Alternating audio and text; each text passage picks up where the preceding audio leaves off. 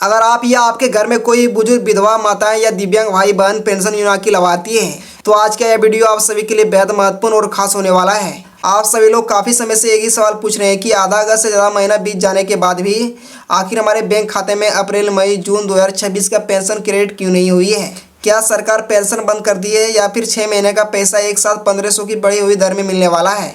आपके मन में जितने सवाल चल रहे हैं, चाहे आप उत्तर प्रदेश से हो, बिहार से हो, झारखंड से हो, आज की इस वीडियो में समाज कल्याण विभाग के ताज़ा अपडेट के साथ एक एक सवाल 100% सटीक जवाब देंगे।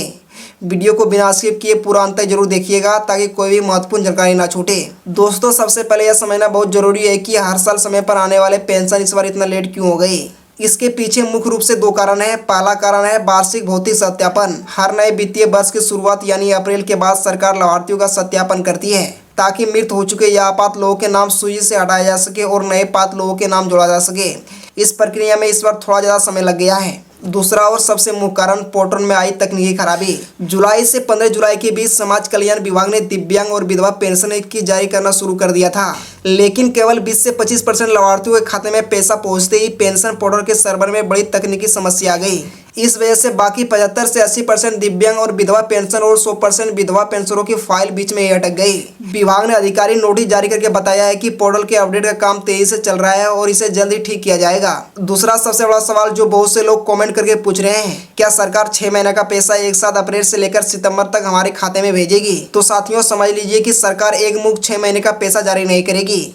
नियमानुसार पैसा का भुगतान 3-3 महीने के किस्तों में ही किया जाता है। यानी सबसे पहले आपके खाते में रुकी हुई पहली किस्त अप्रैल मई और जून की पेंशन ट्रांसफर की जाएगी। इसके बाद जब किस्त सभी के खाते में पहुंच जाएगी तब उसके 15 से 30 दिनों के भीतर दूसरी किस्त यानी जुलाई अगस्त सितंबर में पैसा अलग से भेजा जाएगा।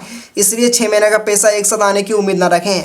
अब बात करते हैं तीसरे बड़े सवाल पर, क्या इस बार पेंशन 1500 प्रति माह के हिसाब से बढ़ाकर मिलेगी। दोस्तों, सरकार ने पेंशन राशि बढ़ाकर 1500 करने की बात जरूर कही है और इसका बजट की स्वीकृति हो चुका है, लेकिन ध्यान रखिए जो अप्रैल मई और जून की बकाया किस्त आ रही है वो आपको 1000 रुपये प्रति माह के दर से 3000 रुपये ही मिलेगी। कारण यह है कि जुलाई की शुरुआत में 20 से 25% लाभार्थियों को पैसा मिला था, उसके खाते में 3000 क्रेडिट हुए थे। इसीलिए इस बकाया किस्त में सभी को 3000 दिए जाएंगे।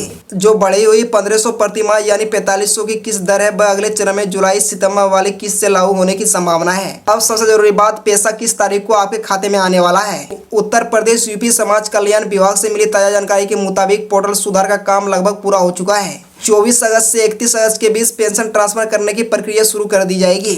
यदि किसी कारणवश 1 से 2 दिन की देरी होती है तो 5 से 10 सितंबर तक सभी पात्र लाभार्थियों के खाते में पैसा क्रेडिट हो जाएगा।